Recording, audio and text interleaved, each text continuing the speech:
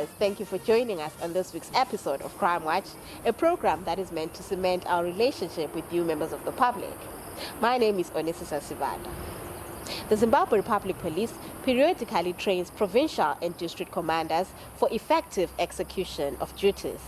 Recently, a training workshop was conducted in Gwanda in Matabeleland South Province, which centered mainly on the upcoming 2023 harmonized elections. Republic of Zimbabwe will be holding harmonized elections this year. Already, the Zimbabwe Electoral Commission has submitted the delimitation report to the President of the Republic of Zimbabwe, His Excellency Comrade Dr. E.D. Mnangagwa, while Parliament has also debated over the report. In short, the electoral process is already in motion. Consequently, as the Zimbabwe Public Police, we have a constitutional obligation of maintaining law and order in the country, including during elections. It is vital for us to ensure that all police officers and members are equipped with the requisite knowledge and the skills necessary for the efficient and professional policing of the plebiscite. I am therefore delighted to note that you are the second group to undergo this public order refresher course, which is meant to bridge performance gaps in the areas of command, coordination, and control when dealing with public disorder situations. You will agree with me that the world over, policing is predicated on the continuous training of police officers so that they are capable of maintaining law and order, as well as ensuring that all citizens and visitors alike live in a peaceful and secure society. In this regard, this training program comes at a time when government is working tirelessly to ensure that the country attains a middle-income economy by the year 2030. This is no doubt a clarion call for all of us to exercise role prominence in guaranteeing a safe and secure environment for commerce and industry to thrive. I am thus optimistic that you will take advantage of this course to share notes and integrate your skills and knowledge for the sustained improvement of the Zimbabwe Public Police. As police, we are duty-bound to not only ensure peace and tranquility prevail in the country, but also ensure that misguided elements in our society bent on fomenting violence are brought to justice. Peace and security remain the hallmark of any democratic society. We all appreciate that while the Constitution affords every citizen the right to demonstrate and petition, this must be exercised with due regard of the right of others. Moving on, the Zimbabwe Republic Police dismisses a fake message that has been circulating on social media, which states that the Zimbabwe Republic Police is recruiting trainee police officers.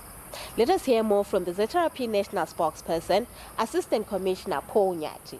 The Zimbabwe Republic Police wishes to set the record straight with regards to social media messages which are circulating on the purported recruitment exercise for the year 2023-2024. The Zimbabwe Republic Police categorically denies any advert which is circulating on the social media platform. The police has no current recruitment exercise. So those who are peddling falsehood, those who are circulating fake messages are warned.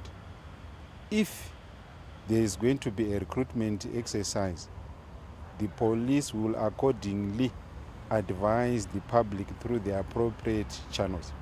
So we want to urge the public, please ignore these fake messages. Do not be hoodwinked into parting with your money, because we are aware that some of the elements who are circulating these fake messages, they want to dupe and suspecting members of the public of their money. The Zimbabwe Republic Police does not have third parties who conduct recruitment on its behalf. Also, there is no money which is required for anyone to submit an application to the Zimbabwe Republic Police for potential applicants. So the public is accordingly advised. And if there is going to be a recruitment exercise in future, the Zimbabwe Republic Police will inform potential applicants on how they should go about it, on how they should submit their applications. So what it entails is that the current adverts which are circulating on social media have not been authorized by the police, have not been sanctioned by the Commissioner General of Police, and they are fake. In other news, vandalism of public utilities and infrastructure is a crime, and it retards the progress and development of our country. In a recent case, the Therapy Robert Gabriel Mugabe Airport arrested one accused person and recovered copper cables with a weight of 1,100 kgs. Information from an informer led us to a house in Hatfield where there were people who were dealing with copper. As we arrived at the place, the accused person saw us and ran away. We chased them, and with the assistance of the public, we managed to arrest one of the accused person, and the other one escaped. And we returned with the accused person to their place of residence, and we recovered copper which was stashed in a Toyota Ranex boot. The other copper was pegged in sacks, and we took it to the police station for further management. A total of 1,110 kgs of copper was recovered with an estimated value of $11,100 US. Of that 1,110 kgs of copper recovered, 20 kgs belongs to National Railways of Zimbabwe, 110 kgs belongs to ZESA, and 980 kgs is scrap copper. The accused person has since been taken to court. From that story, we take a short break. Join us in the second segment.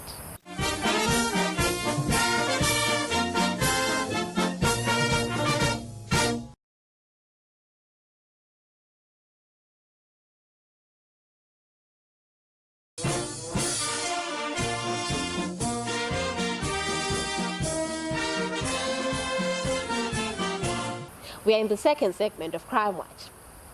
The Therapy Highlands have arrested two suspects who would rob unsuspecting members of the public using a motorcycle.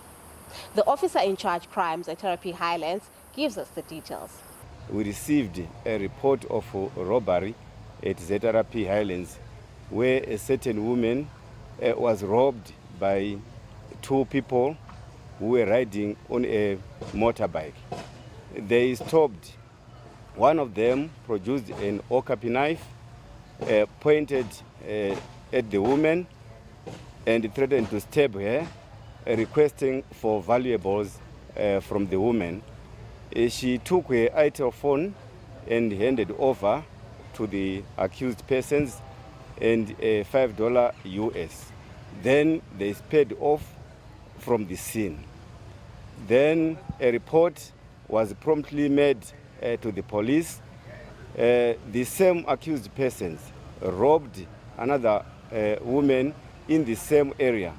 One of our crime liaison committee members was aware of the first incident, so he was around patrolling the area. So when he noticed a motorbike and a woman who was crying, he pursued the motorbike.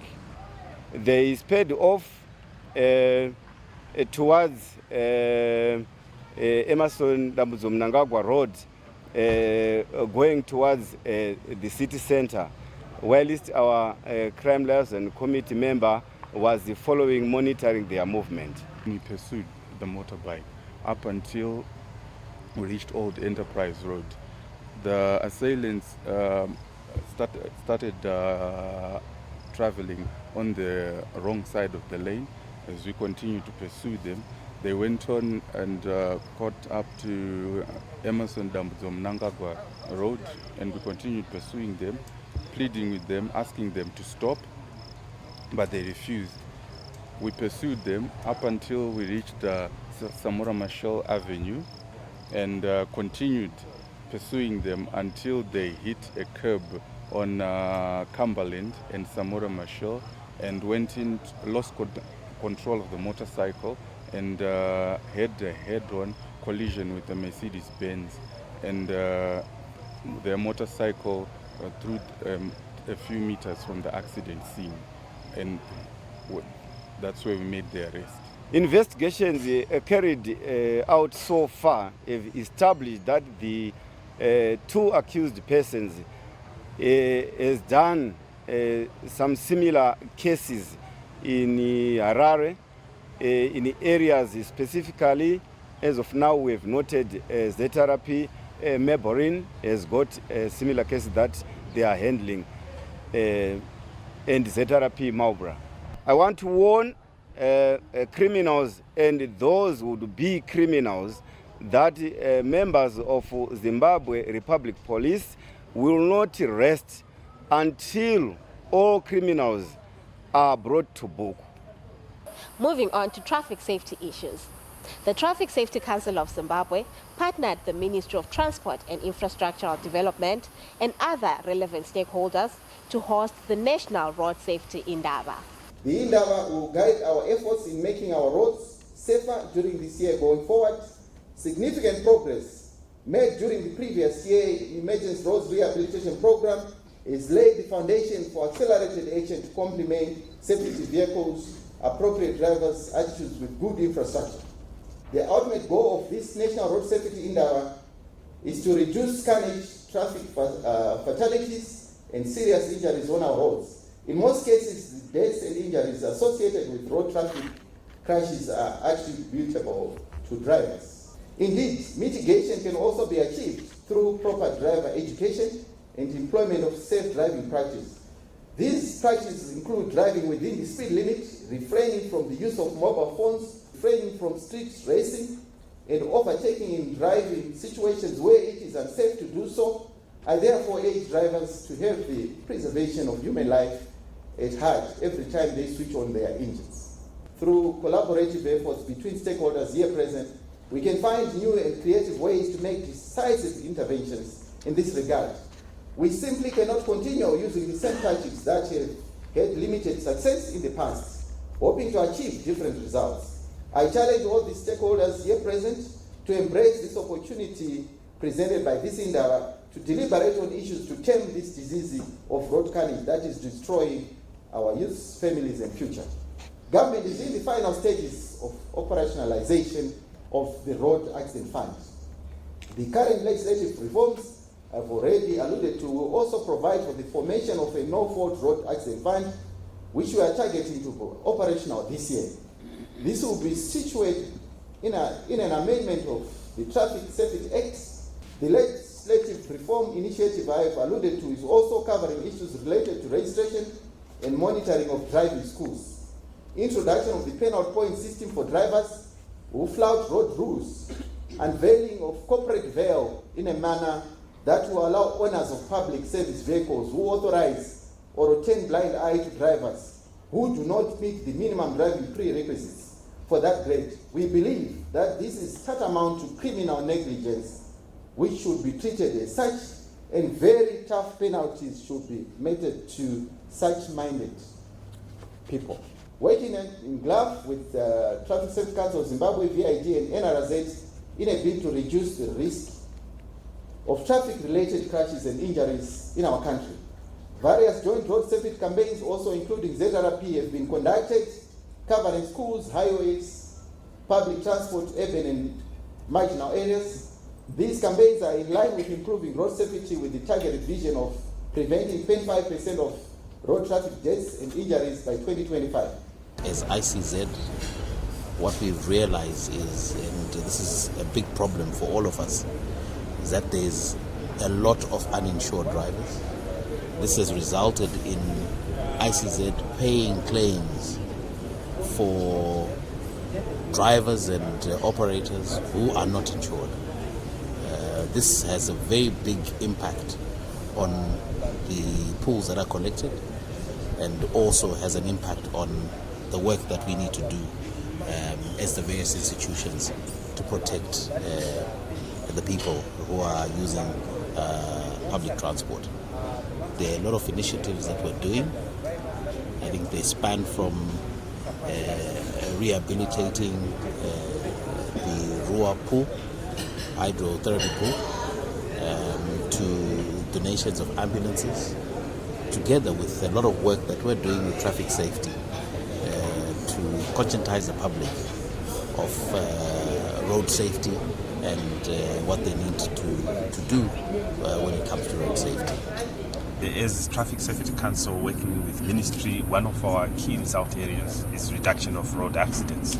And we felt it was important that we engage with the stakeholders in the sector, share ideas, come up with a concrete program of action that will see Zimbabwe hopefully reducing the road traffic accidents as the year goes. We are sharing statistics with the stakeholders in the industry, and we are sharing ideas on how to improve our situation.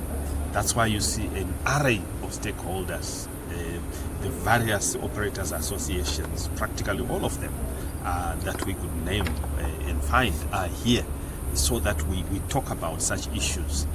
We believe that it's also time that we talk about the issue of drug abuse and alcohol abuse and other mind-altering drugs. Not because we are saying there's somebody who has been found to have. We want the operators themselves to be conscious that we need to go beyond alcohol. We are working on some legislative reforms in the sector, which the Honourable Minister alluded to. And we were using this platform also as a consultative platform where we will get some views on the proposals that are coming.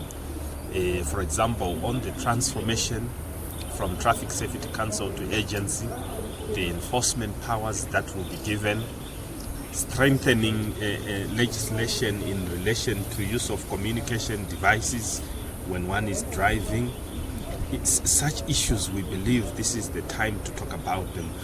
It requires collective effort from everyone for us to be able to achieve a 50% reduction of road fatalities and accidents by the year 2030.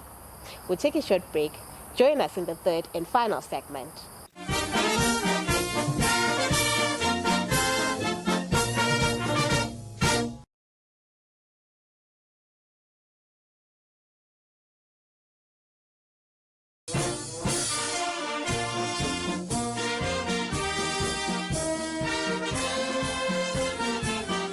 We're in the third and final segment of Crime Watch. The discovery of lithium in Mashonaland East Province has seen a lot of artisanal miners surfacing in that area. The Zimbabwe Republic Police is firm on the ground, arresting all those who are dealing illegally in lithium. So far, 67 tons of lithium have been recovered, with 34 arrests being made. In a recent case, 4 people were arrested whilst transporting lithium ore without a license. We recently arrested 4 suspects by the name Memory Mahia, aged 38, Ishmael Ngwenya, aged 28, Blessing Kampira, aged 29, and Prince Takawira, aged 32 years, for contravening Section 368 of the Mines and Minerals Act, that is prospecting for lithium ore without a license. Circumstances are that we received a tip-off that there was a tipper truck Scania which had entered into Mazarura village under Chief Nyamko Mudzi and extracted lithium ore. We proceeded to Rukanda Business Center, where there was a roadblock manned by ZRP Mutoko. Shortly after 10 minutes, the truck in question arrived loaded with lithium ore, and we arrested the 4 accused persons and recovered the lithium ore. The truck is currently impounded and is held by the police. The suspects were taken to Mutoko Magistrate Court and the matter is pending trial. We are working with Ministry of Mines and also with EMA in trying to regulate or enforce the act. As of late, we have managed to recover about 67 tons of ore, and we have arrested 34 suspects who are assisting us with investigations, and in that they were moving with ore without necessary paperwork from Ministry of Mines, and also they were conducting illegal activities. We are urging all those who are intending to conduct mining activities to approach Ministry of Mines so that they are given the necessary paperwork, and also to use those who are qualified and also take all preventive measures to prevent accidents within the mining environment. Moving on, CID Marondera arrested 3 suspects in Weza for robbery cases and recovered $500 United States, household goods, and 2 firearms. We received a tip-off that there were suspected robbers who were at Weza. We swiftly reacted to the information. We managed to arrest 2 suspected robbers by the name Edward Kagonyi, a male adult aged 24 who resided at Manana village in Chiseke, and Nobet Gunford who resides at Medford, a male adult aged 24 years. Upon investigation, we managed to establish that there was Trust Kagonyi, who was a male adult aged 35 years of Umbonzwanda village in Weza, who was supplying the suspected robbers about the information. We also established that the suspected robbers had stolen 2 firearms, a third one from our local farmer. We compiled the docket for both suspects, and they were sent to court, and they appeared before Marondera Magistrate Court, and they were remanded to 10 February 2023.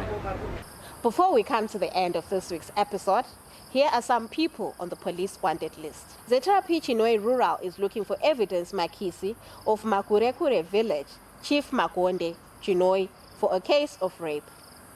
Zwelithini Nyati, aged 42, of Sindombe village, Chief Mabiwa Lupane, is wanted by Zeterapi Lupane for a case of rape. Zeterapi Lupane is looking for Ndumiso Sivanda, aged 30, of Lupanda village, Chief Mabiwa Lupane, for a case of assault.